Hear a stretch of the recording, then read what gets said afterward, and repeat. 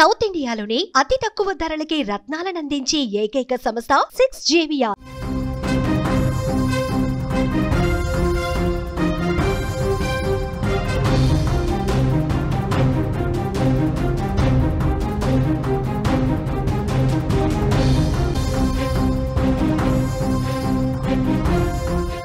Breaking news చూస్తున్నాం. కవితను BRS party నుంచి కూడా సస్పెండ్ చేశారు. కవిత వ్యాఖ్యలు పార్టీని నష్టం కలిగించేలా ఉన్నందున వేటు వేయడం జరిగింది. కవితను సస్పెండ్ చేయడానికి ప్రధానంగా 5 కారణాలు కనిపిస్తున్నాయి. కవిత లేఖ లీక్ కావడంతో మొదలైన ఈ రగడ కేసీఆర్ చుట్టూ దెయ్యాలున్నాయంటూ కూడా కామెంట్స్ చేయడం మనకు తెలిసిన విషయమే. పదే పదే కేటీఆర్ పై పరోక్షంగా కవిత విమర్శలు కూడా చేశారు. మాజీ మంత్రి జగదీష్ రెడ్డిని ఉద్దేశిస్తూ కూడా కవిత ఆరోపణలు చేశారు. బీజేపీలో బీఆర్ఎస్ ను విలీనం చేసే కుట్ర జరిగిందంటూ కూడా ఆమె స్టేట్మెంట్ ఇచ్చారు. తాజాగా హరీష్ రావు, సంతోష్ రావులపై కూడా ఘాటు వ్యాఖ్యలు చేశారు. హరీష్ రావు వల్లే కేసీఆర్ కు అవినీతి మరకలు అంటాయంటూ కూడా కవిత విమర్శలు చేశారు. ఎమ్మెల్సీ కవిత ఎపిసోడ్ లో బీఆర్ఎస్ కీలక నిర్ణయాన్ని తీసుకుందని చెప్పుకోవచ్చు. పార్టీ నుంచి కవితను బహిష్కరిస్తూ కూడా సంచలన నిర్ణయాన్ని తీసుకుంది. దీంతో కొంతకాలంగా పార్టీలో కీలకంగా మారిన కవిత ఎపిసోడ్ కు ఎండ్ కార్డ్ ఇప్పుడు పడినట్లయింది. గత కొంతకాలంగా బీఆర్ఎస్ ఆ పార్టీ నేతకు వ్యతిరేకంగా ఎమ్మెల్సీ కవిత విమర్శలు చేస్తూ వస్తున్నారు. బీజేపీలో బీఆర్ఎస్ కలవబోతుందంటూ కూడా షాకింగ్ కామెంట్స్ చేస్తారు ఆమె. బీఆర్ఎస్ రజతోత్సవ సభ తర్వాత కవిత మొదట తండ్రికి లేఖ రాశారు. పార్టీ నేతలను ఉద్దేశించి కేసీఆర్ చుట్టూ దెయ్యాలున్నాయని సంచలన వ్యాఖ్యలు చేశారు. సీనియర్ నేత జగదీష్ రెడ్డిపై తీవ్ర వ్యాఖ్యలు చేశారు. తాజాగా అమెరికా పర్యటన ముగించుకొని వచ్చిన కవిత సీనియర్ నేతలు హరీష్ రావు, సంతోష్ రావులపై కూడా సంచలన ఆరోపణలు చేశారు. దీంతో కొంతకాలంగా బీఆర్ఎస్ కు వ్యతిరేకంగా విమర్శలు చేస్తున్న కవితపై అధిష్టానం చర్యలు తీసుకుందని కూడా ఇక్కడ చెప్పుకోవచ్చు. ఇక ఇదే అంశానికి సంబంధించిన మరింత సమాచారాన్ని మా సీనియర్ జర్నలిస్ట్ విజయ్ లైవ్ ద్వారా అందిస్తారు. ఎస్ విజయ్, కవితను పార్టీ నుంచి అయితే కేసీఆర్ సస్పెండ్ చేశారు. కవితను సస్పెండ్ చేయడానికి ప్రధానంగా 5 కారణాలు కనిపిస్తున్నాయి. ఈ 5 కారణాలే అని అనుకోవచ్చు అంటారా, లేకపోతే కవిత స్వయంకృత అపరాధం కూడా ఉందనుకోవచ్చు అంటారా? ఎస్, ఈ పరిణామాలన్నింటినీ కూడా ఒకసారి పరిశీలన చేస్తే జానకి చాలా ప్రత్యేకంగా, అంటే చాలా నెలల పాటు కవిత పార్టీలోనే కొనసాగుతూ పార్టీకి సంబంధించినటువంటి కీలక నాయకుల మీద అనేక ఆరోపణలు చేస్తూ కూడా వచ్చారు. ముఖ్యంగా బీఆర్ఎస్ పార్టీకి సంబంధించి, అంటే అసెంబ్లీ ఎన్నికల్లోనూ ఆ తర్వాత జరిగినటువంటి ఎంపీ ఎన్నికల్లోనూ బీఆర్ఎస్ పార్టీ ఘోరంగా ఓడిపోవడం జరిగింది. ఆ తర్వాత కేసీఆర్ పార్టీ కార్యక్రమాలకు, ముఖ్యంగా అసెంబ్లీకి కూడా ఆయన దూరంగా ఉంటూ వచ్చారు. కేవలం ఫామ్ హౌస్ మాత్రమే కేసీఆర్ పరిమితమయ్యారు. అయితే పార్టీకి సంబంధించినటువంటి కార్యక్రమాలన్నీ కూడా వర్కింగ్ ప్రెసిడెంట్ గా ఉన్నటువంటి తన సోదరుడు కేటీఆర్, అదేవిధంగా మాజీ మంత్రిగా ఉన్నటువంటి హరీష్ రావు, ఈ ఇద్దరు మాత్రమే పార్టీకి సంబంధించినటువంటి వ్యవహారాలన్నీ కూడా చక్కబెడుతున్నారు. ఇక కేసీఆర్ తర్వాత కేటీఆర్ఏ రాబోయే కాలంలో పార్టీని అంతా కూడా ముందుండి నడిపించబోతున్నారు. అటు కేటీఆర్ కి అలాగే హరీష్ రావుకు మధ్య పొరపచ్చులు ఉన్నాయి.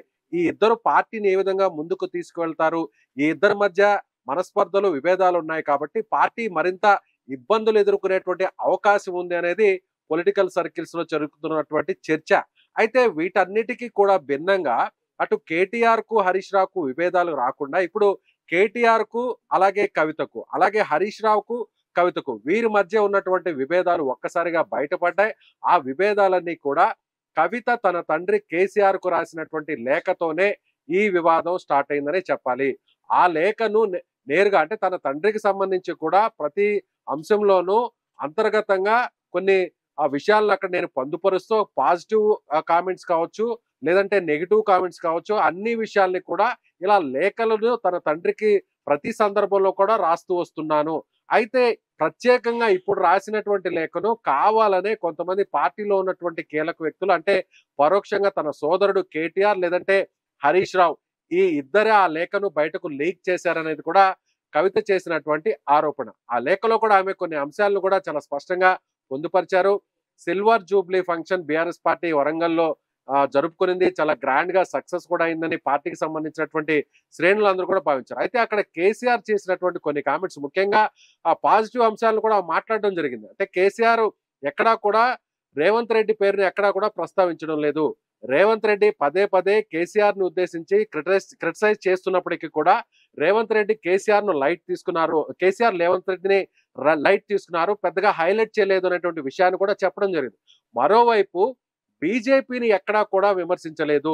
అంత పెద్ద సభ జరిగితే, అన్ని లక్షల మంది కార్యకర్తలు ఈ కార్యక్రమానికి హాజరైతే బీజేపీని టార్గెట్ చేస్తూ ఎక్కడా కూడా కేసీఆర్ మాట్లాడలేదు అనేటువంటి విషయాన్ని కూడా ఆమె ప్రస్తావించింది.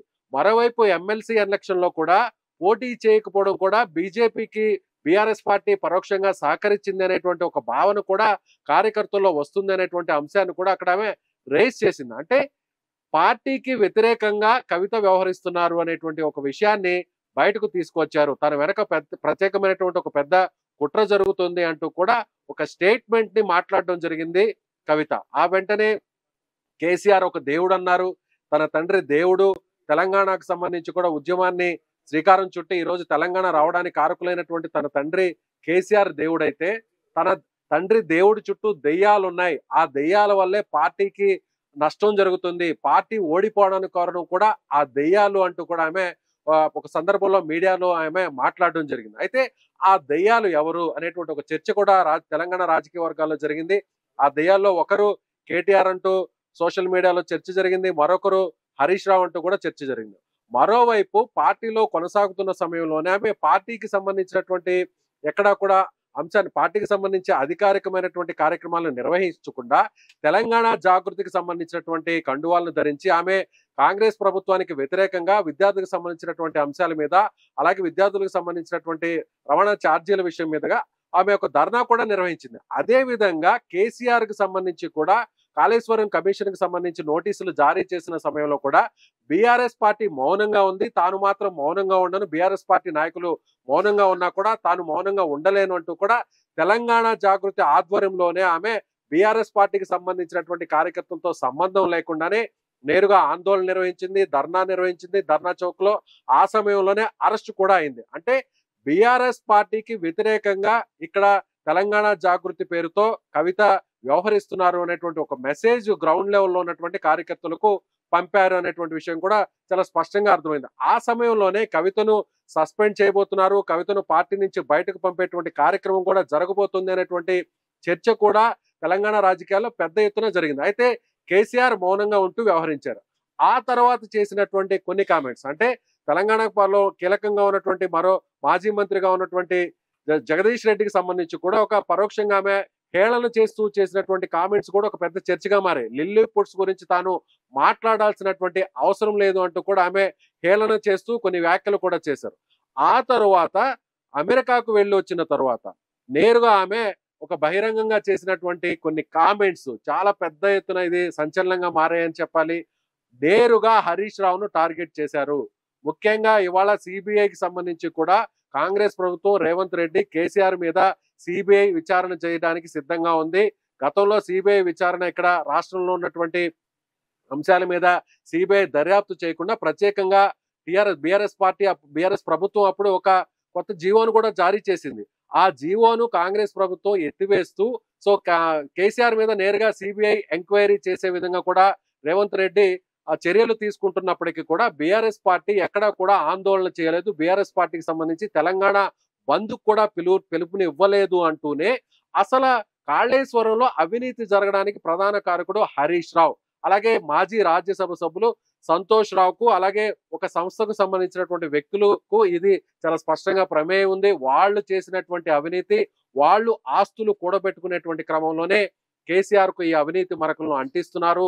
కేసీఆర్ ఒక దేవుడు, కేసీఆర్ కి ఎలాంటి అవినీతి మరకలు లేవు, వీళ్ల వల్లనే కేసీఆర్ ఇవాళ అప్రతిష్ట పాలవుతున్నారు, పార్టీకి కూడా నష్టం జరుగుతుందంటూ నేరుగా తమ బాణాన్ని కవిత హరీష్ రావు మీద ఎక్కుపెట్టారు. అంటే అప్పుడు ఇరిగేషన్ మినిస్టర్ గా, నీటిపారుదల శాఖ మంత్రిగా ఉన్నటువంటి హరీష్ రావే ఈ అవినీతి పాల్పడ్డాడు అంటూ నేరుగా బీఆర్ఎస్ పార్టీలో కీలకంగా ఉన్నటువంటి అంటే నెంబర్ 2, నెంబర్ 3గా ఉన్నటువంటి హరీష్ రావే ఇందుకు కారకుడు. ఒక రకంగా అవినీతి చేశారు అనేటువంటి వ్యాఖ్యలను సొంత పార్టీలో ఉన్నటువంటి నాయకుడి మీద, బంధువు మీద, పార్టీలో కీలకంగా నెంబర్ 2, 3 స్థానంలో ఉన్నటువంటి హరీష్ రావు మీద ఆ కామెంట్ చేయడంతో ఇప్పుడు పార్టీలో పెద్ద ఎత్తున చర్చనీయాంశంగా మారింది.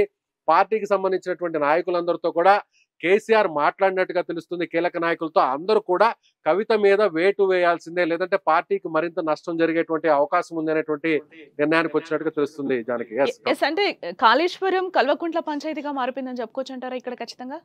మొదట అందరూ కూడా జానకి ఇది ఒక కుటుంబానికి సంబంధించినటువంటి ఇష్యూగా భావించారు.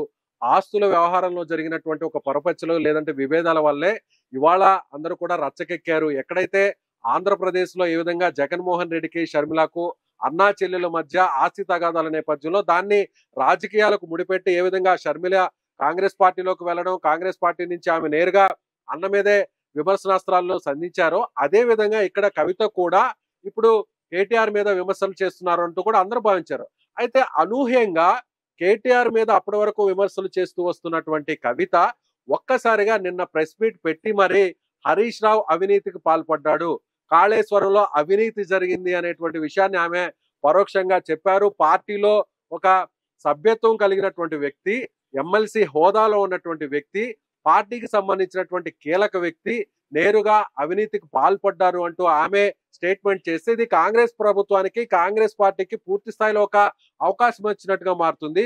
ముఖ్యంగా ఇది బీఆర్ఎస్ పార్టీకి ఒక మెడకు ఉచ్చి బిగించినట్టుగా మారింది అనేటువంటి ఒక చర్చ జరిగిందనే చెప్పాలి. అంటే ఇప్పటి వరకు కూడా కాళేశ్వరంలో 100 కోట్ల రూపాయల అవినీతి జరిగింది, 1000 కోట్ల రూపాయల అవినీతి జరిగిందని పదే పదే ఆరోపణలు చేస్తున్నటువంటి కాంగ్రెస్ ప్రభుత్వానికి, ముఖ్యమంత్రి రేవంత్ రెడ్డికి పరోక్షంగా కవిత ఒక ఉత్తేజాన్ని ఇచ్చారు, ఒక మద్దతునిచ్చారు, ఒక బలాన్ని ఇచ్చారు. బీఆర్ఎస్ పార్టీకి సంబంధించినటువంటి ఎమ్మెల్సీ సాక్షాత్తు కేసీఆర్ కుమార్తె ఈ విధంగా కాళేశ్వరంలో అవినీతి జరిగింది అని చెప్తున్నారంటే సో ఖచ్చితంగా అది బీఆర్ఎస్ పార్టీకి నష్టం చేకూర్చే అంశం. రాబోయేటువంటి ఎన్నికల్లో ఇక బీఆర్ఎస్ పార్టీ తిరిగి పుంజుకునేటువంటి అవకాశం ఉండదు. ఇప్పటికే జరిగినటువంటి బై ఎలక్షన్ లో కావచ్చు, ఎమ్మెల్సీ ఎలక్షన్ లో కావచ్చు, ఎంపీ ఎలక్షన్ లో కావచ్చు బీఆర్ఎస్ పార్టీకి చావు దెబ్బ తగులుతుంది. మరోవైపు స్థానిక సంస్థల ఎన్నికల్లో కాంగ్రెస్ పార్టీ ఇచ్చినటువంటి హామీల్ని నెరవేర్చలేకపోతుంది పూర్తి స్థాయిలో అనేటువంటి విషయాన్ని నేరుగా ప్రజల్లోకి తీసుకువెళ్ళాలి అనేటువంటి క్రమంలో ఇలాంటి సమయంలో కవిత చేసినటువంటి కామెంట్స్ ఇప్పుడు బీఆర్ఎస్ పార్టీకి ఒక ఉచ్చుగా మారాయి. అందుకోసమే కవితను నేరుగా వేటు వేయడం జరిగింది. పార్టీ నుంచి కూడా సస్పెన్షన్ చేసినటువంటి పరిస్థితి చాలా స్పష్టంగా కనిపిస్తుంది. ఇక్కడ మరొక విషయాన్ని కూడా ఈ సందర్భంగా ప్రత్యేకంగా ప్రస్తావించాలి. జానకి, లిక్కర్ స్కామ్ లో కవిత జైలు శిక్ష రిమాండ్ కు వెళ్లడం జరిగింది. కొన్ని నెలల పాటు ఆమె జైల్లోనే ఉన్నారు. ఆ సమయంలోనే బీజేపీకి కొంతమంది నాయకులు వత్తాసు పలికారు. తన మీద కుట్ర పలికి బీజేపీతో చేతులు కలిపి తన మీద కేసులు పెట్టించి తనను జైలుకు పంపించారు అనేటువంటి కొన్ని కామెంట్స్ కూడా చేశారు. అంటే దీని వెనక హరీష్ రావు, కేటీఆర్ ఉన్నారు అంటూ కూడా పరోక్షంగా ఆమె కామెంట్స్ చేస్తూ వచ్చారు. అయితే ఇప్పుడు నేరుగా ఒక్కసారిగా అవినీతికి పాల్పడ్డారు, బీఆర్ఎస్ పార్టీకి సంబంధించినటువంటి మాజీ మంత్రి, నీటిపారుదల శాఖ మంత్రి హరీష్ రావే అవినీతి చేశాడు, ఆయన ఆస్తులు కూడబెట్టుకున్నారు అంటూ కూడా ఆమె చేసినటువంటి కామెంట్స్ ఇప్పుడు బీఆర్ఎస్ పార్టీకి తీవ్రంగా నష్టం కలిగించాయి. కాబట్టి సో ఇక ఉపేక్షించి లాభం లేదు అంటూ కూడా కేసీఆర్ నిర్ణయం తీసుకున్నారు. సో సాక్షాత్తు హరీష్ రావు మీద అలాగే సంతోష్ రావు మీద కామెంట్స్ చేయడంతో నేరుగా వెంటనే 24 గంటల వ్యవధిలోనే కవితను పార్టీ నుంచి సస్పెండ్ చేస్తూ ఒక నిర్ణయం. ఇంకొకటి కూడా చూడాలి, అంటే లిక్కర్ స్కామ్ లో అరెస్ట్ అయినప్పటి నుంచి కవిత ఎపిసోడ్ మొత్తం కూడా ఇప్పుడు సస్పెండ్ వరకు మనం చూస్తే కూడా లిక్కర్ స్కామ్ లో అరెస్ట్ అయ్యి 6 నెలల తర్వాత బయటకు వచ్చిన తర్వాత కూడా ఒకంత ఆమె అసంతృప్తి వ్యక్తం చేసిందని అనుకోవచ్చు అంటారా? అదే ఇప్పుడు అంటే అక్కడ జైల్లో ఉన్నప్పుడు కూడా కేసీఆర్ వెళ్ళి కలవకపోవడం, మాట్లాడకపోవడం కూడా ఒకంత ఆమెకి అసంతృప్తిని కలిగించిందని అనుకోవచ్చు అంటారా? ఎస్ జానకి, ఇది కూడా ఒక కారణంగా చెప్పాలి. లిక్కర్ స్కామ్ విషయంలో అన్ని నెలల పాటు అంటే కేసీఆర్ కు ముద్దుల తనయగా, ముద్దుల కుమార్తెగా, ఒక ఇష్టమైనటువంటి ఆడబిడ్డగా అందరూ కూడా కవిత గురించి ప్రత్యేకంగా ప్రస్తావిస్తుంటారు. కేసీఆర్ ఎక్కడున్నా కూడా కవితతో మాట్లాడుతూ ఉంటారు. కవిత ఏ కార్యక్రమం చేసినా కూడా కేసీఆర్ ఆశీస్సులను పొంది ఆమె కార్యక్రమాన్ని చేస్తూ వస్తున్నారు. ఇలా వాళ్ళిద్దరి మధ్య ఒక మంచి తండ్రి కుమార్తెల మధ్య ఒక మంచి ఎమోషనల్ బాండింగ్ ఉంది. అలాంటి సమయంలో లిక్కర్ స్కామ్ విషయంలో తాను పూర్తి స్థాయిలో ఎక్కడా కూడా పదవులు పొందలేదు, పదవులు పొందింది వేరొకరు. అలాంటి సందర్భంలో ఒక చిన్న కేసును నాకు ఇరికించేటువంటి ప్రయత్నం చేస్తున్నా కూడా అక్కడ కేటీఆర్ స్వార్థ ప్రయోజనాల కోసం లేదంటే వేరే నాయకుల స్వార్థ ప్రయోజనాల కోసం నన్ను అక్కడ జైలుకు పంపించారు అనేది కవిత చేస్తున్నటువంటి ఆరోపణలు. ఈ సమయంలోనే కేసీఆర్ నేరుగా అక్కడికి వెళ్లి కవితను పరామర్శించలేదు. మరోవైపు కవిత చేసినటువంటి ఏదైతే లిక్కర్ స్కామ్ లో కవిత పేరు రావడం, అదేవిధంగా అరెస్ట్ చేసినటువంటి నేపథ్యంలో ఎన్నికల సమయంలో కవిత చేసినటువంటి లిక్కర్ స్కామ్ ప్రభావం అంటే ఆమె పేరు వచ్చినటువంటి పరిస్థితుల్లో లేదంటే రిమాండ్కి వెళ్ళినటువంటి పరిస్థితులు, జైలుకు వెళ్ళినటువంటి పరిస్థితులు అది బీఆర్ఎస్ పార్టీ మీద ప్రభావం చూపుతాయి. కాబట్టి నేరుగా కవితకు సపోర్ట్ చేస్తే బీఆర్ఎస్ పార్టీకి ఎన్నికల్లో ఇబ్బంది ఉంటుంది అనేటువంటి విషయాన్ని నేరుగా కొంతమంది వ్యక్తులు కేసీఆర్ కి చెప్పారు. కాబట్టి కవితకు ఒక మోరల్ సపోర్ట్ దక్కలేదు అనేది ఆమె చెబుతున్నటువంటి మాట. ఒకవేళ నిజంగా కేసీఆర్ కవితను దూరం పెట్టి నిజంగా కవితకు లిక్కర్ స్కామ్ కు సంబంధం ఉంది కాబట్టి ఒకవేళ అంటే ఆరోపణలు వచ్చి ఆమె అరెస్ట్ అయ్యారు కాబట్టి ఎన్నికల వరకు ఆ విషయాన్ని ఆమెకు దూరం పెట్టినా ఎన్నికల తర్వాత కూడా కవితను దగ్గరకు తీస్తారని భావించినప్పటికీ కూడా కవితకు కేసీఆర్ కు మధ్య ఒక గ్యాప్ రావడానికి కొంతమంది నాయకులు క్రియేట్ చేస్తున్నారు. అందులో భాగంగానే కేసీఆర్ కు తాను రాసినటువంటి వ్యక్తిగతంగా తాను రాసినటువంటి ఒక లేఖను కావాలనే లీక్ చేశారు. తనను పార్టీ నుంచి బయటకు పంపించేటువంటి కుట్ర జరుగుతోంది అనేటువంటి విషయాన్ని పదే పదే కవిత చెప్తున్నారు. ఎట్టాకేలకు ఇవాల్టి ఆ డెసిషన్ కూడా వచ్చేసింది. కవిత ముందు నుంచి ఏదైతే చెప్తున్నారో, ముందు నుంచి ఏదైతే ఎక్స్పెక్ట్ చేశారో, కవిత కూడా అందుకు తగ్గట్టుగా ఆమె వివాదాస్పదంగా వ్యాఖ్యలు చేశారు, సంచలనమైనటువంటి ఆరోపణలు చేశారు. సో ఇక్కడ అనుకున్నదే జరిగిందనే చెప్పాలి. ఎప్పుడైతే కవిత లెటర్ రాసిందో, లెటర్ రాసినటువంటి కొన్ని రోజుల వ్యవధిలోనే ఆమె చేస్తున్నటువంటి ఆ వ్యవహార శైలి, ఆమె చేస్తున్నటువంటి వ్యాఖ్యలు, ఇదంతా కూడా కవితను పార్టీ నుంచి ఎప్పుడో సస్పెండ్ చేస్తున్నారు, చేయబోతున్నారు అనేటువంటి చర్చ నడిచింది. ఎట్టకేలకు ఆ నిర్ణయం ఇవాళ జరిగిందనే చెప్పాలి జానకి. అంటే నెక్స్ట్ కవిత ఏం చేయబోతున్నారు అనుకోవచ్చు అంటారు? విజయ్ సస్పెన్షన్ కు సంబంధించి మీడియా సమావేశం కూడా పెట్టే అవకాశాలు లేకపోలేదంటారా కవిత? ఇది బీఆర్ఎస్ పార్టీకి ఒక రకంగా ఏ విధంగా అంటే బీఆర్ఎస్ పార్టీకి ప్లస్సా మైనసా, లేదంటే కవిత రాజకీయ ప్రయాణానికి ఇది ఒక ప్లస్సా మైనస్ అనేటువంటి విశ్లేషణలు కూడా జరుగుతున్నాయి. అయితే ఇప్పుడు కవిత ముందుగానే ఊహించింది. ఎప్పుడైతే తాను తన తండ్రికి రాసినటువంటి వ్యక్తిగతంగా రాసినటువంటి లేఖను మీడియాకు లీక్ చేశారో అప్పుడే తాను ఒక నిర్ణయానికి వచ్చాను. ఇక తనకు పార్టీలో భవిష్యత్తు లేదు. పార్టీలో కేసీఆర్ తర్వాత నెంబర్ 2 కేటీఆర్ అయినా ఉంటారు, లేదా హరీష్ రావు అయినా ఉంటారు. ఆ తర్వాత స్థానాన్ని కూడా తనకి ఇచ్చేటువంటి అవకాశం ఇక్కడ లేదు అనేటువంటి విషయాన్ని చాలా స్పష్టంగా అర్థం చేసుకున్న తర్వాతే కవిత ఇలాంటి బహిరంగంగా వ్యాఖ్యలు చేయడం, ఇలాంటి సంచలనమైనటువంటి ఆరోపణలు కూడా చేస్తుందనేది రాజకీయ విశ్లేషకులు అంచనా వేస్తున్నారు. మరోవైపు ఇప్పుడు కవిత ఎప్పటి నుంచో ఊహిస్తున్నట్టుగానే తన మీద వేటు వేయాలని చూస్తున్నారు కాబట్టి ఖచ్చితంగా ఆ నిర్ణయం కూడా జరిగింది కాబట్టి ఇప్పుడు కవిత కూడా తాను ఒక సపరేట్ గా ఒక జెండా పెట్టుకునేటువంటి అవకాశం ఉంది. తాను కూడా ఒక కొత్త పార్టీని కూడా పెట్టేటువంటి అవకాశం ఉంది. ఆ పార్టీని కూడా ఇప్పటి వరకు కూడా ఆమె కేవలం బీఆర్ఎస్ పార్టీకి అనుబంధంగా ఉన్నటువంటి తెలంగాణ జాగృతి ఆధ్వర్యంలోనే ఇప్పటి వరకు ఆమె కార్యక్రమాలు చేస్తూ వచ్చారు. ఎక్కడా కూడా బీఆర్ఎస్ పార్టీకి సంబంధించినటువంటి కండువాలు కానీ, జెండాలు కానీ లేకుండా ఈ 3 నెలల కాలంలో ఆమె వ్యతిరేక కార్యక్రమాలు, ప్రభుత్వానికి సంబంధించినటువంటి నిరసన కార్యక్రమాలు వ్యతిరేకంగా చేస్తూ వచ్చారు. ఇక మీదట పార్టీ నుంచి సస్పెండ్ చేశారు కాబట్టి నెక్స్ట్ స్టెప్ ఏముండబోతుంది? నెక్స్ట్ స్టెప్ ఏంటంటే బీఆర్ఎస్ పార్టీకి సంబంధించినటువంటి కొంతమంది నాయకులు ఇప్పుడే కవితను విమర్శిస్తున్నారు, మీడియా ముందుకు వస్తున్నారు. ఎమ్మెల్యే పల్లా రాజేశ్వర్ రెడ్డి కూడా మాట్లాడారు. కార్యకర్తల అభిష్టం మేరకే, కార్యకర్తల నిర్ణయం మేరకే కవితను సస్పెండ్ చేశాము, సస్పెన్షన్ వేటు వేశామంటూ చెప్పారు. అదే విధంగా అన్ని ప్రాంతాల్లో కూడా కొన్ని పార్టీ కార్యాలయాల్లో కూడా కవిత ఫోటో ఉన్నటువంటి బీఆర్ఎస్ పార్టీకి సంబంధించినటువంటి ఫ్లెక్సీ బోర్డ్స్ ను తొలగిస్తున్నారు. కొన్ని చోట్ల అయితే నేరుగా కవిత ఫ్లెక్సీలను కూడా తగలబెట్టారు. మరోవైపు హైదరాబాద్ లో ఉన్నటువంటి తెలంగాణ భవన్ లో బీఆర్ఎస్ పార్టీ కార్యాలయంలో నేరుగా సంబరాలు చేసుకున్నారు, టపాసులు బాణసంచా కాల్చారు. ఇదంతా కూడా పక్కా ప్లాన్ ప్రకారమే జరుగుతుంది.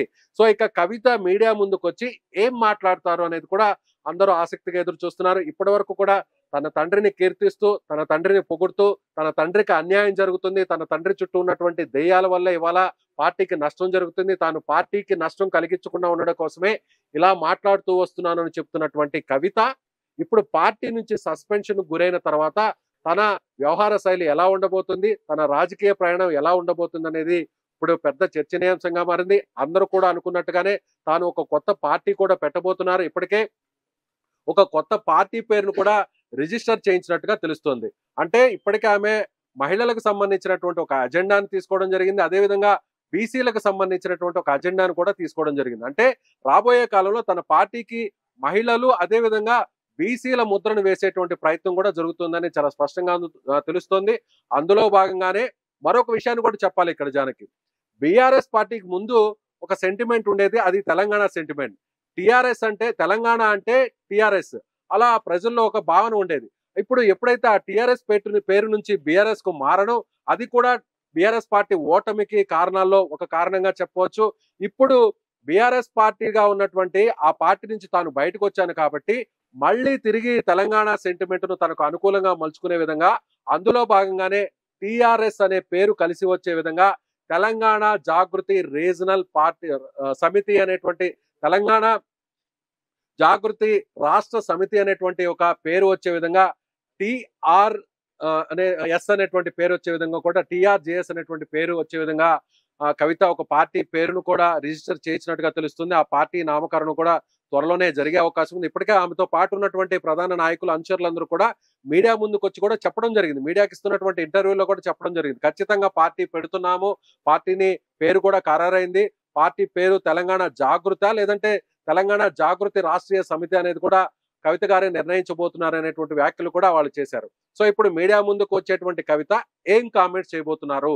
ఇప్పటి వరకు తన తండ్రి గురించి, తన తండ్రికి సపోర్ట్ గా మాట్లాడుతూ, తన తండ్రి మంచి కోసమే ఇదంతా చేస్తున్నాను, పార్టీ మంచి కోసమే చేస్తున్నాను అంటూ చెప్పినటువంటి కవిత ఇప్పుడు పార్టీ నుంచి బయటకు గెంటివేయపడ్డారు. కాబట్టి ఆమె చేసేటువంటి కామెంట్స్ ఎలా ఉండబోతున్నాయి? మరొక విషయాన్ని కూడా చెప్పాలి. సో బీఆర్ఎస్ పార్టీ నుంచి గెలుపొందినటువంటి ఎమ్మెల్సీ పదవిని ఆమె అంటిపెట్టుకొని ఉంటారా, లేదంటే ఎమ్మెల్సీ పదవిని వదిలేసి, అంటే ఎమ్మెల్సీ పదవికి రాజీనామా చేసి బయటకు వస్తారనేది కూడా వేచి చూడాల్సినటువంటి పరిస్థితి జానకి. రైట్ విజయ్, మరిన్ని అప్డేట్స్ కోసం మళ్ళీ మిమ్మల్ని కాంటాక్ట్ చేస్తాం.